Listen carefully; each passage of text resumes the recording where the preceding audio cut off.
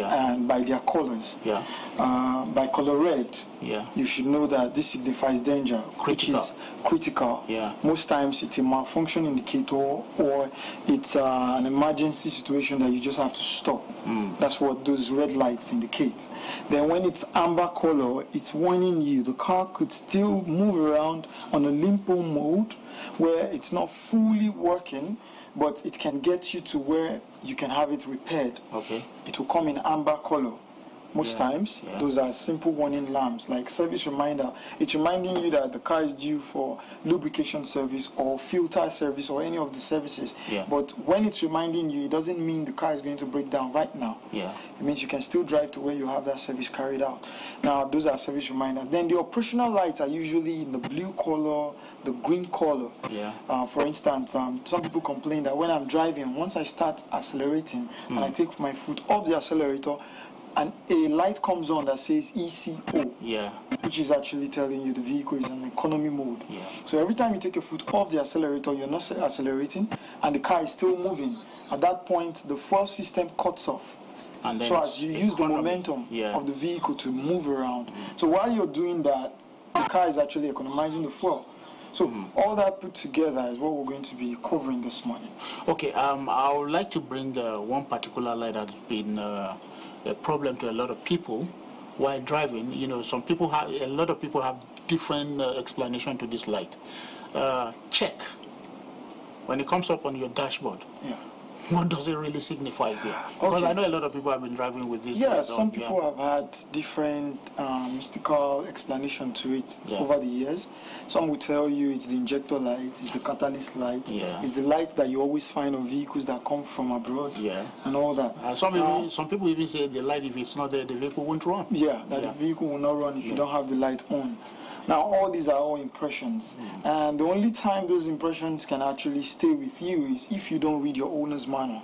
If you go through your owner's manual, you will see that it will clearly state there that when you see the check sign, it signifies that there is a malfunction with the engine management system or the powertrain system.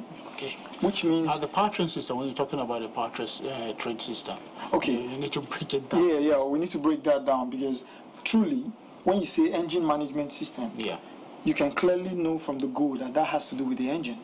But when you say powertrain management system, it means that you're not talking of just engine alone. You're talking of all the components that come together to bring the vehicle's power. To give you drive. To give you the drive that the vehicle actually provides. Now, you'll be looking at your engine, your transmission, and sometimes your transfer case and all the others, they can be put in the same category as your powertrain system. Your powertrain system. So you have powertrain system fault codes, powertrain system control units. Sometimes they can use a unified control unit that controls just the whole powertrain system. That is the one that is referred to as the PCM. As a PCM. Then other times you will just have the engine management being different, and the transmission management being different, transfer case being different. Now, whichever one it is, when you see the check sign on, or the service engine soon, sometimes they use service engine soon, depending on the model of the vehicle you're driving, depending on the make too. You can see service engine soon, you can see check, you can see check engine, you can see engine malfunction.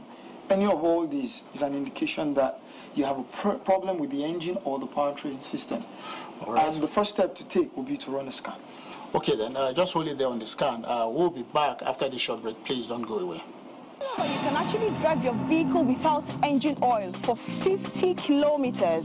This is very, very achievable, all thanks to Polytron. Still a doubting Thomas? Let our technician prove this to you. We are about to drain the engine oil of this car to see the power of Polytron, the product that has nanotechnology buried in it, because we believe that Polytron is already working in it.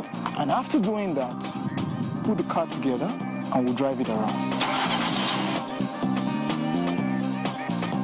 Now that you have seen the power of Polytron, buy a bottle today to increase the lifespan of your engine, reduce fuel consumption, save costs also on expensive repairs. Welcome back to the Automedics show, and we're still talking about malfunction indicator lamps on your instrument cluster, otherwise called the dashboard, and what you need to do when you see any of those malfunction indicators. Yes. And while we're doing this too, you can also call in into the program and tell us exactly what problems you're having with your vehicle. We will be too glad to answer your questions on this show. And the numbers to call are 0701 627 2025. 0701 627 2025. With that number, you get on to the show with us here. Now, LJ, talking about malfunction indicators on the dashboard. So we just spoke about the check engine light. Now, what is the relationship between the check and service engine soon?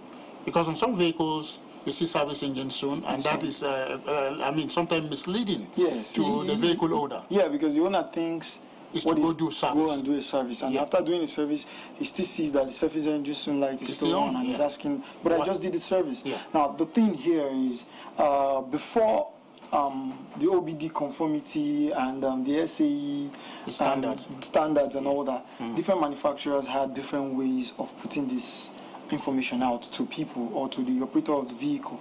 Now, there was a time when it was agreed by certain factions of the automotive industry to use service engine soon, and some were sticking with check. But as it is presently, they are all sticking with check engine or check or the engine symbol. You have that engine hologram there that indicates that there is a problem with the engine. So any of all that you see on your instrument cluster, anytime you see either the engine sign, the check sign, or the check engine, or the service engine soon, it's still saying the same thing. The engine system has a fault. Now, the step you carry after now will determine how the fault will be rectified. If you don't run a scan, it will be difficult to find out what the problem is, because most times it's not something you can just physically pinpoint. Identify that this is the problem. Yes, it can be difficult to identify. So you get a scan tool and communicate with the vehicle's computer that actually put out the indicator. Because the computer will have registered the fault and then put on the indicator.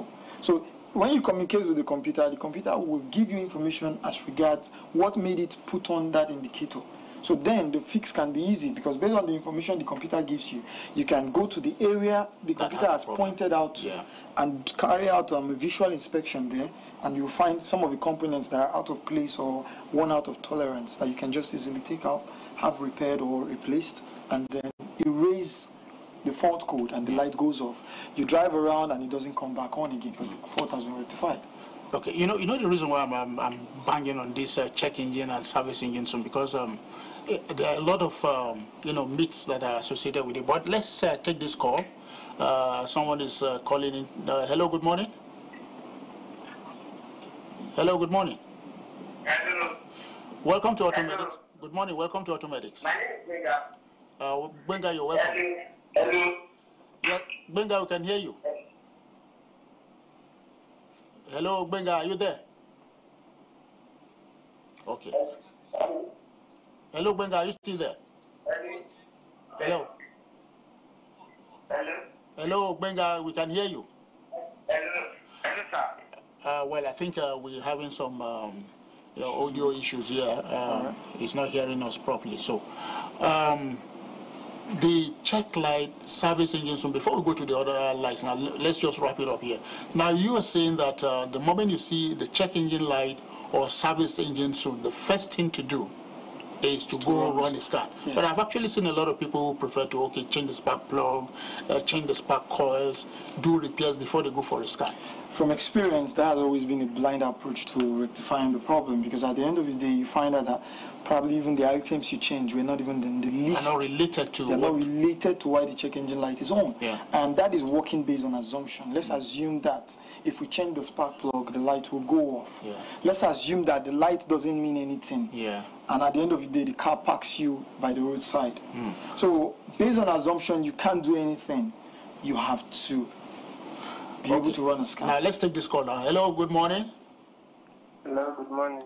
Good morning. Welcome to Automedics. Hello. Hello, good morning. Okay, I think we're having some little technical issues. Apart from the check engine lights, there are other lights that are on. The other time we talked about the ones that come in red. Yeah. For instance, the brake warning, where you see it's brake, or you see the symbol of a brake system with an exclamation mark in the middle, or the tire, where you see the tire indicator that is indicating the tire patch on the ground, and then like the with the side, sign, the watermark sign, and then with the tire sign there, with exclamation in it. With exclamation in it, tire, brakes, the oil, the oil light, oil warning light, all these are critical. Most times they come in red. When you get them in red, park and wait for a while, carry out some visual inspection to make sure every other thing is okay. All right. Let's take this call before we come back to that. Hello? Okay. Still go back. Before you continue your journey, park and be certain that everything is okay, or everything is still manageable, because when those lights come on, it usually indicates that there's a critical the level of the measure of danger is high. That's why the red light will come on. For instance, the oil. When the oil light starts to flash like that, that's an indicator that the engine is probably not having enough oil supply, or there is not enough oil in the engine at all. Okay, now put this vis-a-vis. The red light showing the red is with the oil can sign, and then the amber, the yellow light for the oil. For the oil, what is the difference between the yellow light might just indicate that the oil is low. The oil level. The oil level is low. Okay. So you need to top it up. Okay. But when it's the red light, usually it indicates that there is not enough oil pressure, which could be as a result of very critically low oil level, or the oil pump being bad, or a component inside the engine has broken or is damaged. So at that point, that's why when it's the yellow, you can still manage. But once it goes red, same thing happens with the charging system. Same thing happens with the electronic steering system. If you have an electronic steering system, when it's yellow, you could still drive the car around. And I still feel that it's soft. Still feel that there is softness in the steering. But the minute the steering goes red, the steering sign on the instrument cluster goes red, you see the steering goes hard. And that indicates that there is a complete breakdown. So you have to go by the colors. Now, when it's amber, some of the things that will come in amber are usually warning. For instance, your maintenance required. Now, I will go there. Maintenance required, service engine soon. You know, a lot of people have confusion with this too. Yes. Because, maintenance required light comes on, the service engine soon light comes on. I go do my service, maintenance required light is still on, service engine soon light is still on. What do I do? Exactly. Now, service engine soon light, well, like we said before, refers to having to do with the engine, the powertrain system. Meaning you have to run a scan. Exactly. But for the maintenance required light, it's categorized in the service reminder indicators. Okay. It's one of the service reminder indicators. Now, it's reminding you that the engine is due for maintenance. The maintenance we're talking of here is not a repair. It's more like taking out service parts, replace them, such as oil, the filter, looking at your air filter, check your spark plugs and all that. Those are things you could actually do when it's telling you maintenance required. Now, apart from the oil and the filter, every other thing can be checked during this period. Just checked, not replaced, but the oil and filter has to be replaced. And afterwards, you have to reset the reminder. So that it reminds you again the next time it is due. So that is the difference there. Okay. Now, the brake light, the brake warning light, you spoke about that. Now the tire, that is the TPMS, tire pressure monitoring system. Yes, this is one complex system that a lot of people have found it very difficult to manage for a very long time. What this system does is, on each wheel, it has a module, which is in the form of a sensor. It has its control unit and everything inside it, and has a battery inside the tire. Now, the battery... Now, you need to tell them where it is located, because... It is actually located at the valve, at the head of the valve, the tire valve when itself. You say there's a battery, there's a module, people will be looking like something very big inside the tire. There are no wires connected. It's a small item that is just attached to the tire valve inside the rim. Now, when you have air in the tire, there is a pressure sensor within it that would measure the air and transmit it through radio wave. Yeah. It transmits it to its main control unit inside the car. So while you are driving, radio signals are actually being transmitted from the wheels to the control unit. Yeah. That gives the control unit a good idea of the tire pressures on all the 4 or 5 wheels as you're driving. Now, while driving, if any wheel starts to reduce its air pressure, the control unit sees it and immediately warns you with the indicator on the instrument cluster that one wheel is having a low pressure. Now, in some very sophisticated systems, it will actually show you the particular wheel that is having that issue. And then in other systems, it will just give the indicator. So you have to come down, go around, and confirm the wheel that has that problem. But the biggest confusion out there is a case where somebody tells you, I have inflated all the tires, and yet the light is still on. The light will remain on for 2 reasons. One, either the system is not an auto-reset system, where once you inflate the tire, it takes it and then resets itself. If it is not, that means you will have to reset it. There are usually locations where they put the reset button that you touch, hold it for a few seconds, and the system resets itself. Takes a new setting. Or you have one wheel that has a tire valve that the valve battery in this module has gone low, and it's no longer transmitting radio signals to the control unit. So in that case, you will need to change the tire valve. Okay. I mean, you know, issues like this have been coming on, you know, inflate your tires, the tire pressures are okay. I've seen a situation whereby people will increase above the manufacturer recommended pressure, still there, bring it back normal. So when you have issues like that, the first thing to do is still the scan. Still run the scan tool that will be able to tell you. The scan tool will tell you the tire valve that has a problem. Now, once you know the one that has a problem, you don't need to go around checking all the others. You take that one out, a vulcanizer takes out the valve, and you get another valve, install it. But most times, once you put another valve, you will have to program it or register it to the onboard computer. So it identifies that you have that valve. If not for that, you will have cases where when you park in a parking lot and other cars are parked close to you, their transmitters will be transmitting to your system, and that will create confusion. Exactly. So that is why it needs to be registered. It needs to be registered, so as it's only your car's transmission that it receives. Every other vehicle's own, it won't collect it. It will only accept the transmissions that it has identified already. Okay. Now, another critical thing here that shows the red light. The EPS. But before we go on that, we'll go on a short break, and when we come back, we'll be talking about lights on your instrument cluster that you need to take seriously. Don't go away. Strong communication skills, good diagnostic skills, problem-solving skills, solid work ethics, strong technical aptitude, and up-to-date technology. Watch Automedics on your reach-out station as we provide clear-cut solutions to your automobile problems. Automedics, showing every Wednesday at 11:30 a.m. with a repeat broadcast at 11:30 a.m. on Saturdays. Automedics, the best hands on your automobile. Do you know that you can actually drive your vehicle without engine oil for 50 kilometers?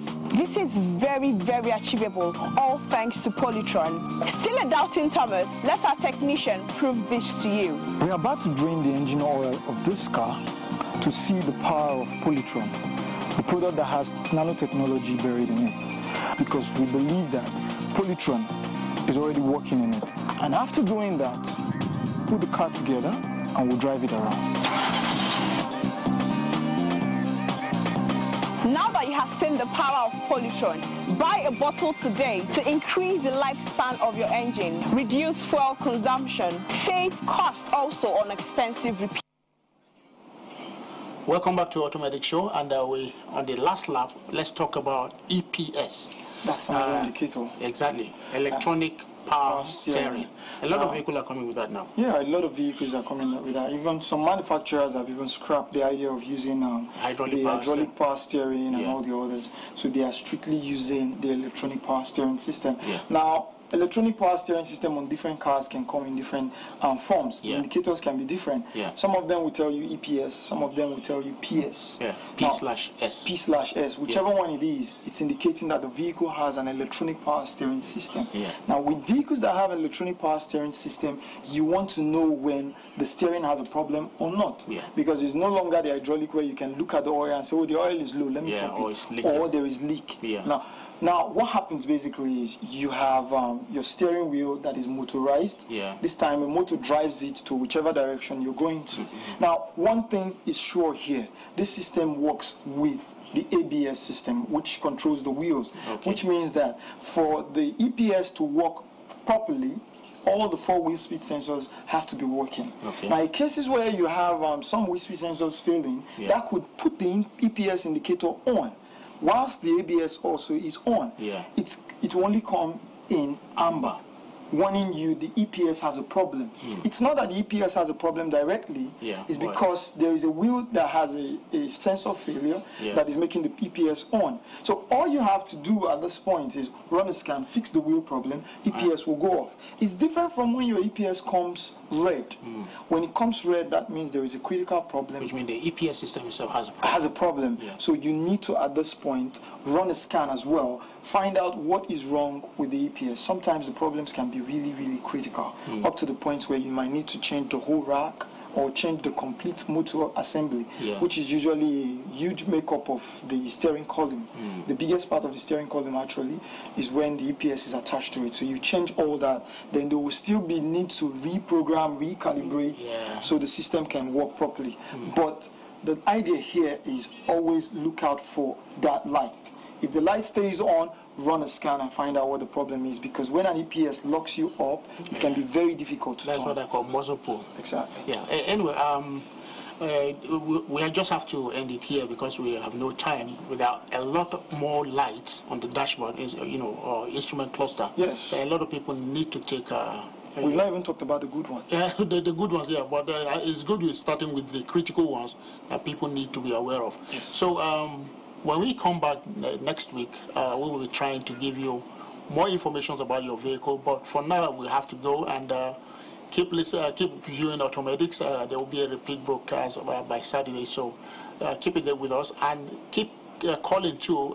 When we're on the show, we'll be able to give you in-depth analysis of your questions.